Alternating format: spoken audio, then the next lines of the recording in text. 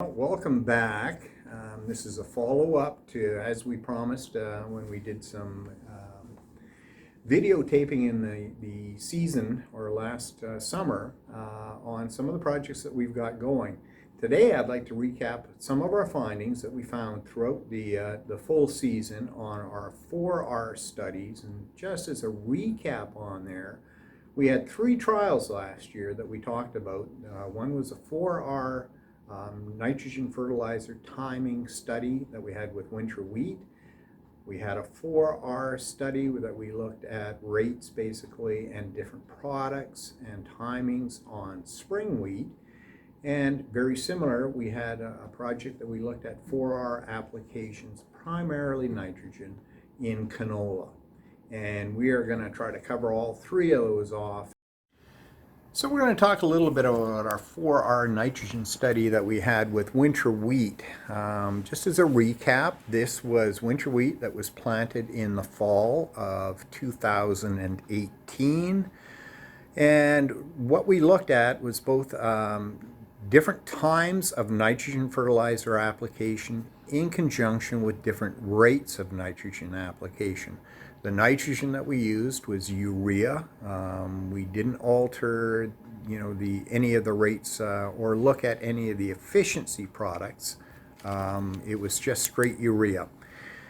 So what we did in terms of rates, we applied either a 0, obviously we had a control treatment of 0 nitrogen.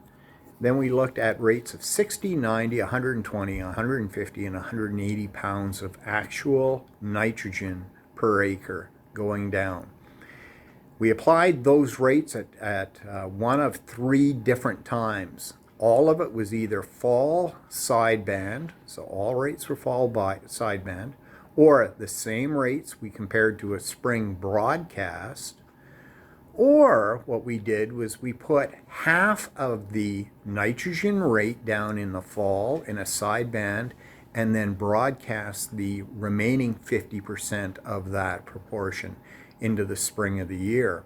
So for example, if the 120 rate, if that was our N rate that we were applying for the split application, 60 pounds went down as a sideband and 60 pounds was put down as a broadcast application in the spring of the year. So what did we find? First of all, caveat here. This trial and our spring wheat trial was located on a field adjacent to the research station where we actually had a water line rupture on the linear irrigator that we had in service on that field. The disruption came in the late part of June and lasted into July, and lines had to be dug up, and the consequence was the irrigation was out of action for a couple weeks. This was particularly at a time when the winter wheat grain fill was starting to occur. Seed development was occurring, it was after flowering, and this is not a time that you want to lack water. Unfortunately, that was the situation for us. So what we found, I think still has validity. The results make sense, and we'll show on a graph here where we've got red bars will show the control. The blue bars are where we applied the fertilizer at the various rates as a sideband in the fall. The orange bars or brown bars are where they were spring broadcasts, and the green bars are where the split application occurs. What we see is virtually that the sideband applications put down in the fall at the time of seeding in 2018 gave us overall the best performance across all rates. That was followed actually very closely with the spring broadcast applications. Now, just as a reminder, spring broadcast tends to be the recommended time of application for some of this, for summer winter wheat.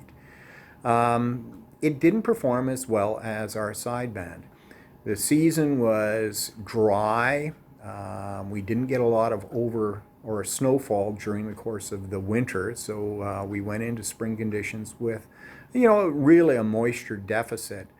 And that shows, that we probably did not have enough moisture there, and with the lack of spring spring moisture to wash the broadcast in, because the broadcast went down late April, at a time where irrigation is not available to us, and that shows we probably had a lot of the nitrogen stranded on the soil surface. Interesting enough, the split application, which you might think would fall somewhere in between the sideband and the spring broadcast applications, was the poorest performing. And we're not too sure why that occurred. In other trials around the province, the split application has tended to work reasonably well. For us under irrigation last year, it just didn't.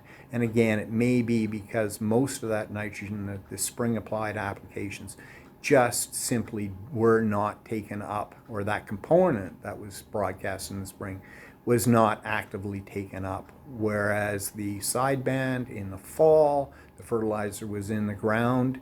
It was banded about 1.5 inches below where the seed placement was, so it was probably in moisture throughout most of the season, and our uptake pattern showed it.